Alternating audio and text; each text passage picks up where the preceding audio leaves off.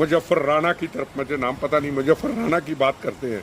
मैं तो यूपी छोड़ दूंगा, यूपी तो रहने के काबिल नहीं रहा, यूपी तो मुसलमान वहाँ पे ठीक नहीं, सुरक्षित नहीं है। तो मुजफ्फर राणा जैसे लोग, सत्कार योग, जिनके आगे मेरा सिर झुकता है शुरू से, वो ऐसी बातों का इस्तेमाल करेंगे। राणा साहब, मैं हाथ जोड़ के आपको कहना चाहूँगा, मैं भी तो आपकी तरह एक छोटा सा बच्चा हूँ। मुझे को नफरत की निगाह से नहीं देखता है, मुझे नफरत की निगाह से वही देखता है जो तिरंगे झंडे का अपमान करेगा। मुझे नफरत से वही देखता है जो खालिस्तान जिंदाबाद कहेगा। मुझे हमेशा गलत वो कहेगा जो हिंदुस्तान के खिलाफ होगा। अगर आप ऐसे बयान देंगे हिंदुस्तान में मुस्लिम सुरक्षित नहीं है, भाई कहाँ से मेरे से बहस कर ले, मैं उम्र में छोटा हूँ, बहस कर ले, बता दें मुसलमान सुरक्षित है या नहीं है। इनके पिताजी ने पता नहीं कितने साल राज किया यूपी के अंदर, वही पुलिस थी। उस वक्त को डीएसपी होगा, आज को आईजी बना होगा। अखिलेश यादव जी वहाँ के मुख्यमंत्री रहे, वही पुलिस है। मायावती रही, वही पुलिस है। और आज उस पुलिस के ऊपर इल्जाम लगाते हैं। और हमारे जवान मातृभूमि की सीमाओं की रक्षा करते हैं।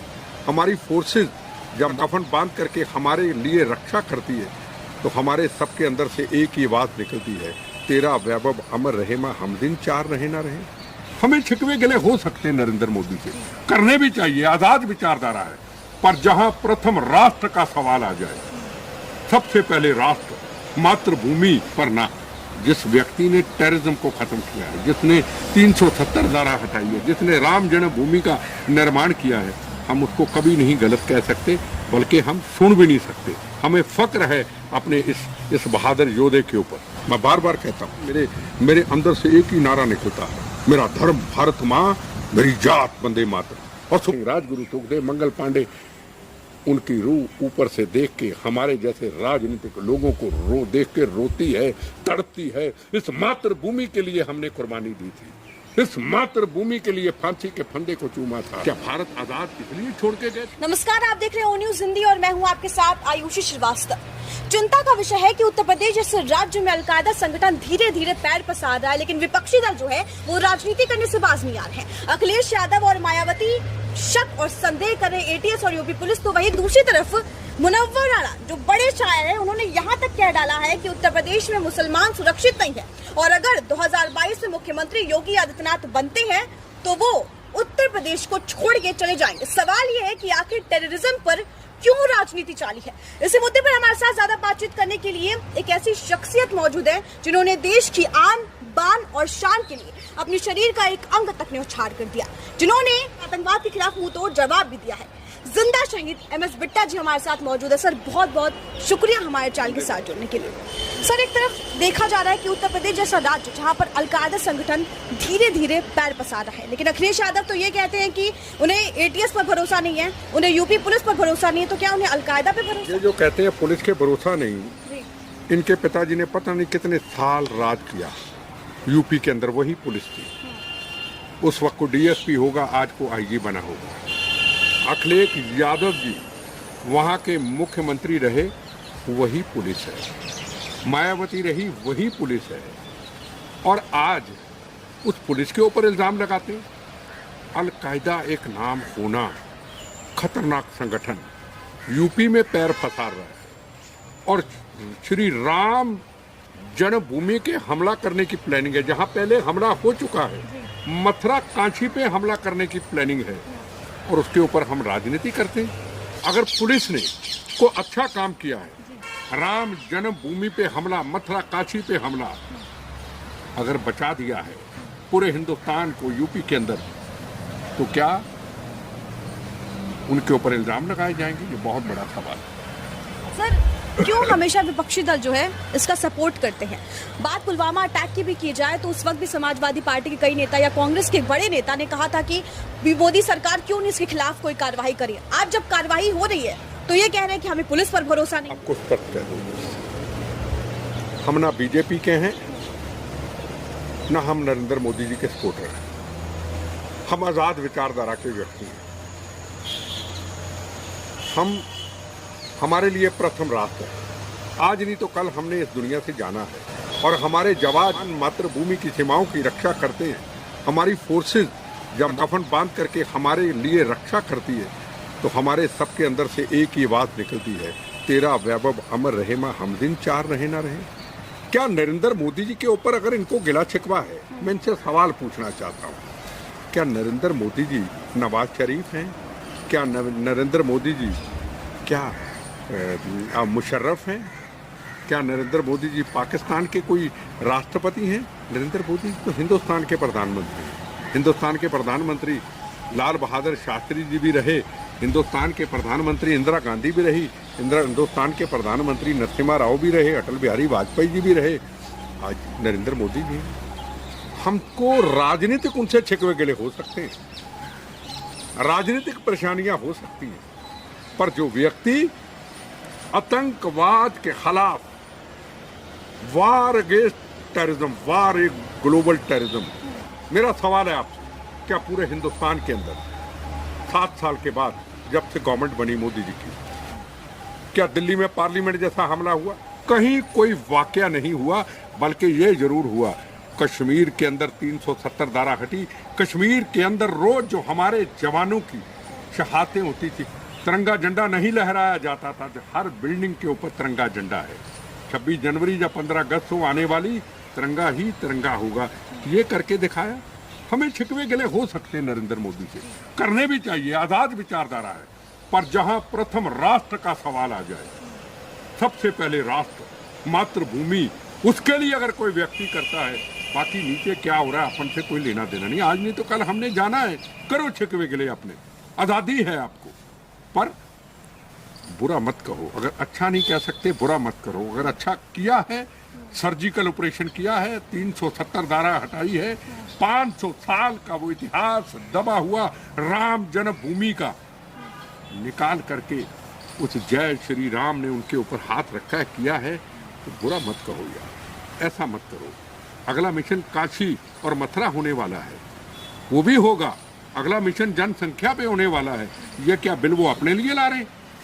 ये बिल जितने भी आ रहे हैं, जो भी आ रहे हैं, ये आम लोगों के लिए आ रहे हैं। इसमें छिकवे गिले करो, मैं फिर कहता हूँ, पर ना, जिस व्यक्ति ने टेररिज्म को खत्म किया है, जिसने 370 धारा हटाई है, जिसने राम जन्मभूमि का निर्माण किया है, हम उसको कभी नहीं गलत कह सकते, बल्कि हम सुन भी नहीं सकते। हमें फक्र है अपने इस बहादुर योद्धे के ऊपर। सर, एक बहुत बड़ा सवाल है कि टेररिज्म को लेकर देश में एक राय क्यों नहीं है? हर किसी की अपनी अलग राय है। अपन को अब किसी की राय की जरूरत भी नहीं है। जब हमारा हिंदुस्तान का योद्धा, वो प्रधानमंत्री अपन को करके दिखा रहा है, अपन को रिजल्ट दे रहा है, राजनीतिक लोगों की राय हो या ना हो, पब्लिक की राय तो एक है। आतंकवाद के ऊपर पब्लिक या पॉलिटिकल पार्टी कोई भी एक मुझे बता दे, मैं फिर कहूं, क्या 7 साल के अंदर दीनानगर पठानकोट की घटना के बाद, 370 धारा हटने के बाद, कहीं बार बार ऐसा कोई नुकसान हो रहा है इस देश के अंदर? क्या किसी बहन का सुहाग उजड़ रहा है? क्या कोई बच्चा यतीम हो रहा है? क्या रास्ते में जाते हुए को जा रहा है व्यक्ति अपने कारोबार में निकला हुआ सुरक्षित वापस आता है? पहले तो सुरक्षित वापस ही नहीं आते थे। ये क्या छोटी सी बात है? मैं तो एहसान फरामोश नहीं। मेरी लड़ाई शुरू से लेके आखिरी दम तक मेरी लड़ाई आतंकवाद के खिलाफ है और प्रथम राष्ट्र के लिए है, और उसमें हमें रिजल्ट दिख रहा है, तो हम क्यों ना कहें? क्या हम जाके नवाज शरीफ की, इमरान खान की तारीफ करेंगे? हम तारीफ भी नहीं करते, हम अच्छा भी नहीं कहते। हमने कहा जो किया है वो सामने देख लो, सामने देख लो, सामने दिख रहा है। अगर कोई बहस के लिए तैयार है तो मैं उसके लिए तैयार हूँ। मैं एक एक शब्द बताऊंगा। मैं को ना सरकार का प्रवक्ता हूँ, ना बीजेपी का प्रवक्ता हूँ, ना नरेंद्र मोदी जी का प्रवक्ता हूँ। मेरी तो बचपन से लेके आज तक लड़ाई आतंकवाद के खिलाफ है। कहाँ रोज रात को हम रोया करते थे बंद कमरों में, जब जवानों की शहादत होती, जब ताज होटल पे 26/11 को हमला हुआ। मुझे दर्द पता है उन परिवारों को, मुझे उन्हें बच्चों की पीड़ा को पता है। मैंने किस तरीके से झेला है। बंद कमरों में रोया करते थे, आज हम रोते नहीं हैं, आज हम फक्र करते हैं। हाँ, आज आतंकवाद के ऊपर नकेल कसी गई है। ये पॉलिटिकल पार्टियां कुछ भी बोलते रहे, इनका कोई फर्क नहीं पड़ता। लेकिन सर, हमेशा विपक्षी दल को क्यों दिक्कत हो जाती है किसी भी कानून से? चाहे वो धारा 370 की बात करो, उन्हें तिरंगे से भी दिक्कत है, उन्हें हर चीज से दिक्कत है। दो बातें, तिरंगा किसका है? आपका, मेरा, हिंदू का, मुसलमान का, सिख का, ईसाई का? क्या मैंने कभी कहा ये तिरंगा सिर्फ सिख समाज का है? इसके लिए तो भगत सिंह जी ने कुर्बानी दी थी, इसके लिए तो शहीद आज़म उद्दम सिंह जी ने कुर्बानी दी थी चंद्रशेखर आज़ाद ने, कुर्बानी दी थी इस्तफाकुल्ला खान ने, कुर्बानी दी थी लाला लाजपत राय जी ने, संघर्ष किया था सुभाष चंद्र बोस जी ने। हम क्यों मजहब और धर्म की तरफ चले जाते हैं? ये मजहब, ये धर्म, ये कुछ, मैं बार बार कहता हूँ, मेरे अंदर से एक ही नारा निकलता है, मेरा धर्म भारत माँ, मेरी जात वंदे मातरम। और सुबह उठ के भगवान के आगे रोज मेरी प्रार्थना होती है और आखिरी एक ही दुआ मांगता हूँ आपसे, एक ही आशीर्वाद मांगता हूँ, ये ना आखिर में मेरे मुंह से यही निकले, मेरा धर्म भारत माँ और मेरी जात वंदे मातरम, और अपने चरणों में मुझे संभाले ना, ये मातृभूमि को कहता हूँ मैं। जब हम यही कहते रहेंगे, हम तो हिंदू हैं, हम तो मुसलमान हैं, हम तो सिख हैं, हम तो ईसाई हैं, तो फिर हम देश में कर क्या रहे हैं? मैं कह रहा हूं बार बार, भाई मेरे मुंह से मेरा कोई स्टेटमेंट आज तक सुन लीजिए, बचपन से लेके आज तक, चाहे 10 साल की उम्र हो, चाहे 20 की हो, 25 की हो, भारत माँ के 4 सिपाही, हिंदू मुस्लिम सिख ईसाई, भारत एक धर्म अनेक, मेरा धर्म भारत माँ, मेरी जात वंदे मातरम। तो मुझे आज पूरा हिंदुस्तान क्या, पूरी दुनिया के अंदर ये कहते ये तो हिंदुस्तानी है, मुझे अवार्ड की किसी की जरूरत नहीं है, पर मुझे जब कहते हैं ये सरदार पक्का हिंदुस्तानी है, पक्का भारतीय है, इस भारत माता की मिट्टी पे ये जन्म लिया है और उसके गीत गाता है, मुझे वही फक्र होता है, मुझे खुशी होती है। हम जब इस तरफ चले जाते हैं, मुजफ्फर राणा की तरफ, मुझे नाम पता नहीं, मुजफ्फर राणा की बात करते हैं, मैं तो यूपी छोड़ दूंगा, यूपी तो रहने के काबिल नहीं रहा, यूपी तो मुसलमान वहाँ पे ठीक नहीं, सुरक्षित नहीं है। अरे यार, कौन से मुसलमान हमारे भाई हैं सुरक्षित नहीं है? पूरे हिंदुस्तान में सुरक्षित है। असूल कानून कायदे जरूर रखे हैं, जैसे आम व्यक्ति अपनी जिम्मेदारी को उठाता है। मैं हूं ना, मैं कौन हूं? मैं सरदार हूं ना, सबसे पहले भारतीय फिर सरदार हूं ना। मैं फिर आपको सवाल पूछता हूं, क्या मुझे को कहेगा कि ये सरदार है? वो कहेगा सरदार है, पर साथ में फक्र से कहेगा सच्चा भारतीय है। तो मैं अगर पहचान मातृभूमि ने मुझे दी है, तो दूसरा अपनी पहचान क्यों नहीं बनाता? दूसरा शक में क्यों कहता मैं वंदे मातरम नहीं बोलूंगा? दूसरा ये क्यों नहीं कहता मेरा धर्म भारत माँ, मेरी जात वंदे मातरम? दूसरा ये क्यों नहीं कहता जब अलकायदा के लोग लखनऊ के अंदर, यूपी के अंदर हमला करने की साजिश मथुरा काशी पे आते, तो वो उठ के क्यों उसका विरोध नहीं करते? वो उठ के अलकायदा के हक में को खड़े हो जाते? वो ये क्यों कहते हैं ये मुसलमानों पे गलत इल्जाम लगाया जा रहा है? हर मुसलमान पे गलत इल्जाम नहीं लगाया जाता, जो गलत है वो उस पे लगाया जाता। पर जब उसकी ये पॉलिटिकल लोग वोट बैंक की खातर जब उनकी मदद करते हैं, उनके लिए पीछे आ जाते हैं, तो फिर शक की सुई घूमती है।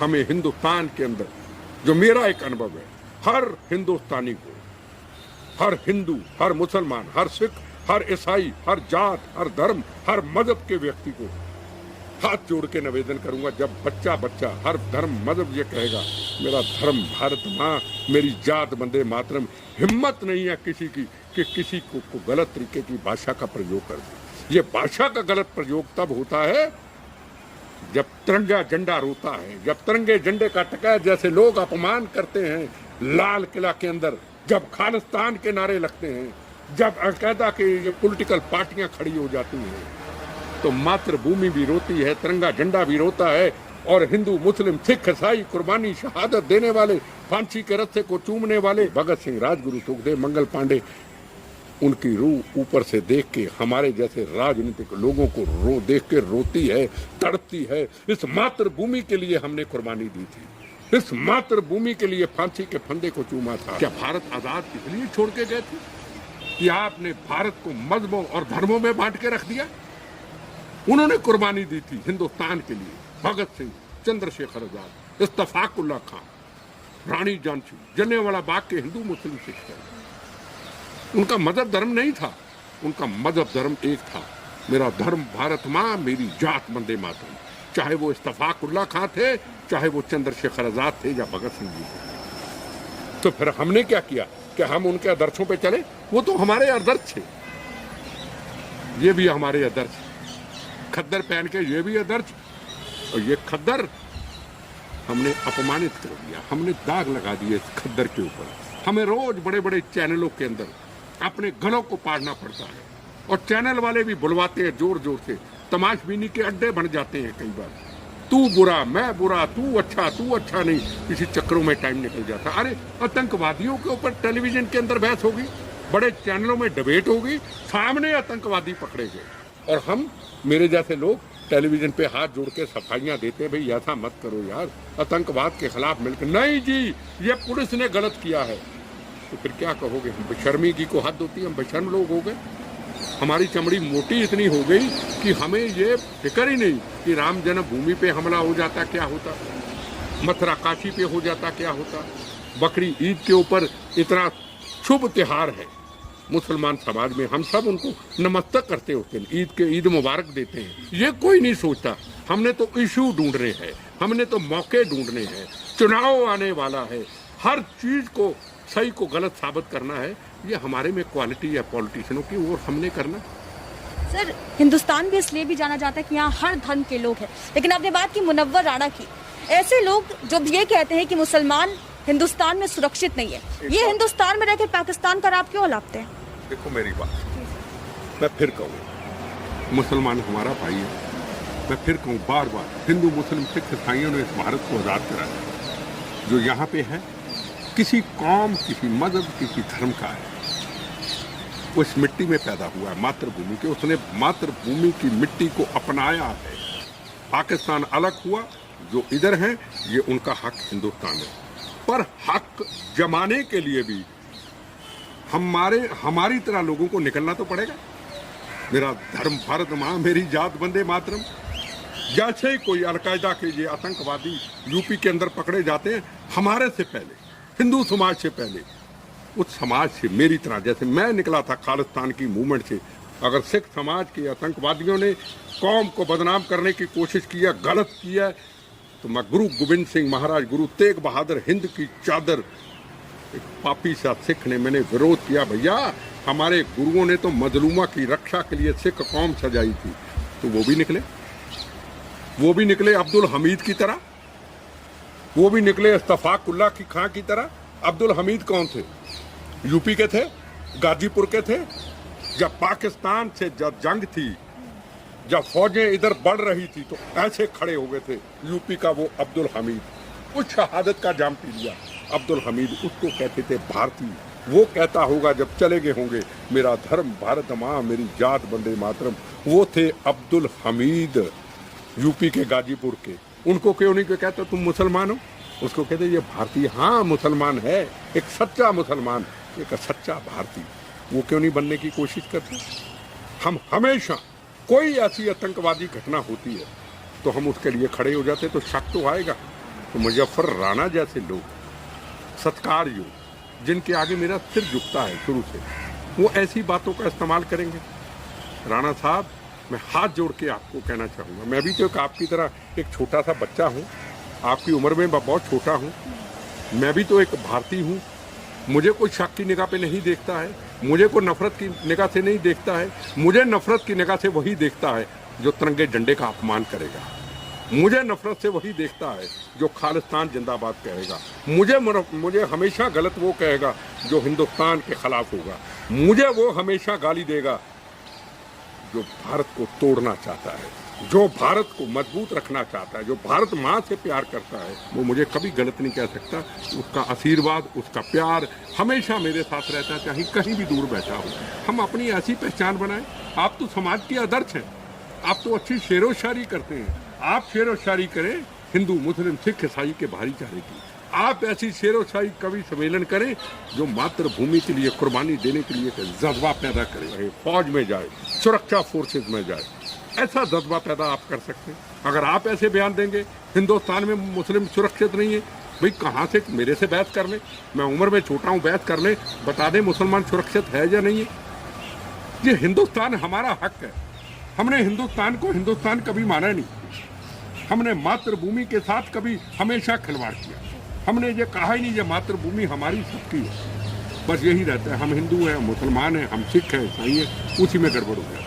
सर, एक आखिरी सवाल आपसे लिए चलते हैं कि टेररिज्म पर जहां पूरे देश को एक साथ होना चाहिए, लेकिन वहाँ पर राजनीति कहाँ तक जायज़ है? क्यों इस पर राजनीति? और ये हर बार सर, एक बार की बात नहीं है, जब भी ऐसी चीज़ें होती हैं इस पर राजनीति होने लगती है, इसका सॉल्यूशन नहीं निकाला जाता। देखो जी, एक बात मैं कहूँ, ये जो 5 से 6 से 7 डिबेटें बंद होनी चाहिए बड़े बड़े चैनलों के अंदर। डिबेट होनी चाहिए राष्ट्र के मुद्दे के ऊपर, डिबेट होनी चाहिए, नई जनरेशन को एक दिशा मिले, एक नई सोच मिले, एक आदर्श के रूप में काम की जाए। ऐसी डिबेट होनी चाहिए।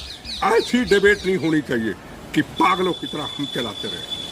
हम भी कई बार पागलों की तरह चलाना शुरू कर देते जब आगे से कोई गंद बोलता है, आगे से जो अलकायदा की मदद करता है, आगे से पाकिस्तान के लोग बैठ जाते हैं, आगे से हिंदुस्तान के हमारी फोर्सेस को बुरा भला कहते हैं, तो हमसे बर्दाश्त नहीं होता। हमें भी अपने गले पाड़ने पड़ते हैं। मेरी हाथ जोड़ के हिंदुस्तान के बड़े बड़े चैनलों को हाथ जोड़ के निवेदन है, ऐसे लोगों को बुलाएं जो राष्ट्र की बात करें, जो सेकुलरिज्म की बात करें, खुल करके।